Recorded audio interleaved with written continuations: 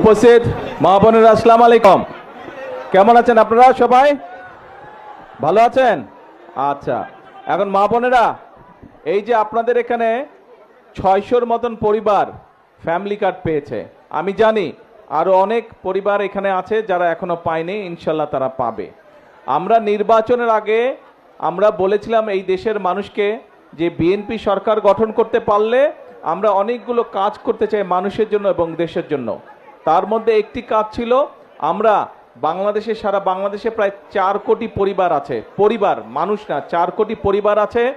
আমরা এই পরিবারের যে নারী প্রধান, সেই নারী প্রধানের হাতে আমরা ধীরে ধীরে ফ্যামিলি কার্ড পৌঁছে দিব, এরকম একটি কথা আমরা বলেছিলাম।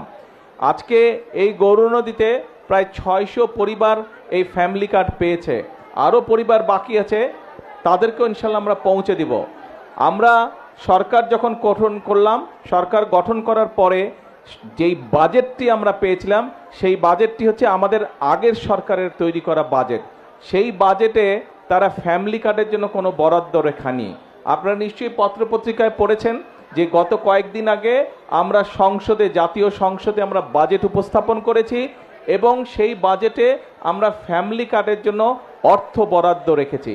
আমরা গ্রামের যারা আছে, গ্রামের যে পরিবারগুলো আছে, খেটে খাওয়া মানুষের যে পরিবারগুলো আছে, অসহায় দুস্থ যে পরিবারগুলো আছে, আমরা ধীরে ধীরে প্রথমে তাদের হাতে ফ্যামিলি কার্ড পৌঁছে দিতে চাই।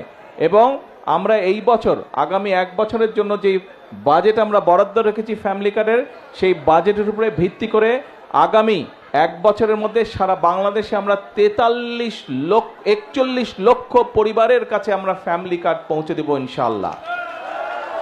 সেই হিসাবে এটা আগামী বছর, তারপরে আরো 4 বছর থাকবে। এইভাবে আগামী 5 বছরে ধীরে ধীরে সকল পরিবারের কাছে আমরা যাওয়ার চেষ্টা করব ইনশাআল্লাহ। তো আগামী 1 বছরে যে সারা বাংলাদেশে, আগামী জুন পর্যন্ত সারা বাংলাদেশে আমরা 41 লক্ষ পরিবার দিব, পরিবারের হাতে ফ্যামিলি কার্ড পৌঁছে দিব। সেই হিসেবে প্রত্যেকটি উপজেলায় গড়ে প্রায় 7,000 পরিবারের কাছে, প্রত্যেকটি সারা বাংলাদেশের প্রত্যেকটি উপজেলায় আমরা 7,000 পরিবারের কাছে গড়ে আমরা ফ্যামিলি কার্ড পৌঁছে দিব। তখন ইনশাল্লাহ আগামী বছরের মধ্যে আপনাদের এইবার যেরকম 600 পরিবার পেয়েছেন, ইনশাল্লাহ আরও কয়েক হাজার পরিবার আপনারা ফ্যামিলি কার্ডের আওতাভুক্ত হবেন। আমাদের ফ্যামিলি কার্ড করার উদ্দেশ্য কী ছিল? এই যে আমি আসার সময় দেখলাম অনেকগুলো স্কুলের বাচ্চা মেয়ে দাঁড়িয়েছিল। আমরা যেটা মনে করি, আমরা বিএনপি যেটা মনে করি যে এই যে আমাদের বাংলাদেশ, এই বাংলাদেশকে যদি সামনের দিকে এগিয়ে নিয়ে যেতে হয়, তাহলে পুরুষের পাশাপাশি নারীদেরকেও শিক্ষা এবং একই সাথে অর্থনৈতিকভাবে আমাদের স্বাবলম্বী করতে হবে। আপনাদের নিশ্চয়ই অনেকের মনে আছে, দেশনেত্রী বেগম খালেদা জিয়ার সময় দেশনেত্রী বেগম খালেদা জিয়া মেয়েদের শিক্ষার জন্য ক্লাস 1 থেকে ইন্টারমিডিয়েট পর্যন্ত উনি ফ্রি করে দিয়েছিলেন, শিক্ষা ব্যবস্থা ফ্রি করে দিয়েছিলেন। আমরা সিদ্ধান্ত করেছি যে এবার মহিলাদেরকে, নারীদেরকে আমরা স্বাবলম্বী করার জন্য, অর্থনৈতিকভাবে এবং শিক্ষাগত যোগ্যতার ভিত্তিতে স্বাবলম্বী করার জন্য খালেদা জিয়া ইন্টারমিডিয়েট পর্যন্ত ফ্রি করেছিলেন, বাকি একদম অনার্স পর্যন্ত, স্নাতক পর্যন্ত এবার ইনশাল্লাহ আমরা ফ্রি করব মেয়েদের জন্য, নারীদের শিক্ষার জন্য। নারীদের শিক্ষা ব্যবস্থা আমরা স্নাতক পর্যন্ত বা ডিগ্রি পর্যন্ত, আমরা স্নাতক পর্যন্ত, অনার্স পর্যন্ত আমরা ফ্রি করব। এবং শুধু ফ্রি করব না, যে সকল মেয়েরা ভালো রেজাল্ট করবে তাদেরকে আমরা বৃত্তির ব্যবস্থা করব ইনশাল্লাহ সরকার থেকে। এবং শিক্ষার পাশাপাশি নারীরা বা মায়েরা যাতে অর্থনৈতিকভাবে স্বাবলম্বী হতে পারে, সেই জন্য এই ফ্যামিলি কার্ড আমরা দিয়েছি। এই যে এখানে আমরা 3 জন মায়ের সাথে কথা বললাম, এর বাইরেও আপনারা প্রায় যে 600 মা আছেন, আপনারা নিশ্চয়ই গত 2 মাস যাবত যে ফ্যামিলি কার্ড পাচ্ছেন। হ্যাঁ, একবারে তো সব সমস্যার সমাধান হবে না, সংসারের সব সমস্যার সমাধান তো একবারে হয় না, কিন্তু এই 2 মাসে দেখেন অনেক বছর ধরে হয়তো কোনো কাজ আপনি করতে পারছিলেন না, হয়তো ওষুধ কিনতে সমস্যা হচ্ছিল, ওষুধ আনলে এটা আনতে পারেন না, এটা আনলে ওষুধ আনতে পারেন না, অথবা ছেলে মেয়ের শিক্ষার ব্যাপার, অথবা ছেলে মেয়ে কোনো একটা শখ করেছে কিছু জিনিস কিনবে, কাজেই এই জিনিসগুলো হয়তো আপনার পক্ষে সম্ভব হচ্ছিল না। কিন্তু এই ফ্যামিলি কার্ডটা পাওয়ার ফলে আমরা যেই বোনদের কথা শুনলাম, তাদের কাছ থেকে আমরা জানলাম যে ফ্যামিলি কার্ড পাওয়ার ফলে একটু হলেও তাদের জন্য সুবিধা হয়েছে সংসারের কাজগুলো গুছানোর জন্য।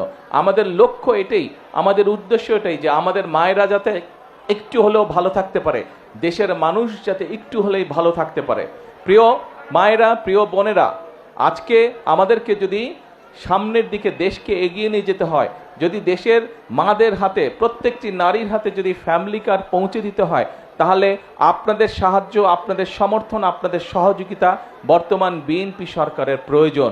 বিএনপি সরকারকে আপনারা যদি, দেশের নারী সমাজ সকলে যদি বিএনপি সরকারকে সহযোগিতা করে, যদি বিএনপি সরকারের পাশে থাকে, ইনশাল্লাহ আমরা ফ্যামিলি কার্ড আস্তে আস্তে সারা দেশে পৌঁছে দিতে পারবো।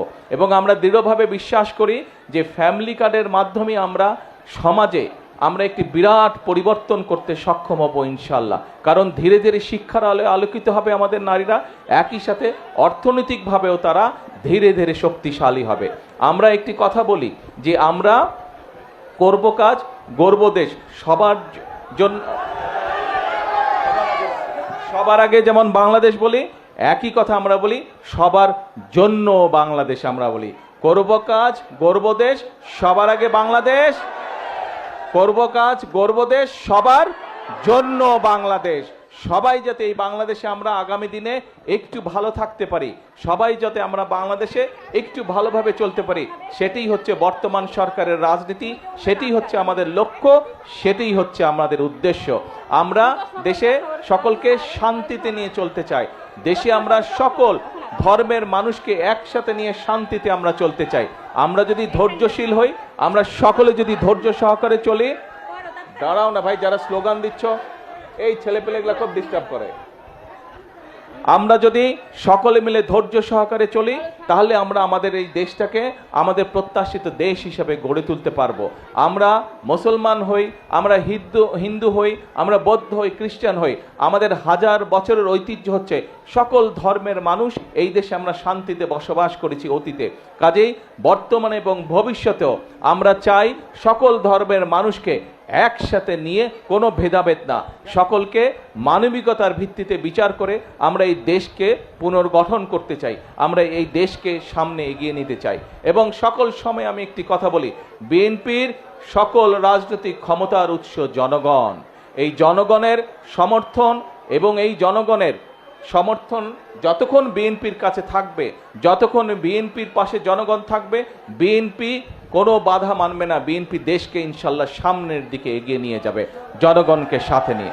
আপনাদের কাছে আবারও, আপনাদের কাছে এবং সারা বাংলাদেশের দল মত নির্বিশেষে, শ্রেণী পেশা নির্বিশেষে, ধর্ম মত নির্বিশেষে সকল মানুষের কাছে দেশকে এগিয়ে নিয়ে যাবার, দেশকে পুনর্গঠন করার সমর্থন ব্যক্ত করে আমার বক্তব্য আমি শেষ করছি।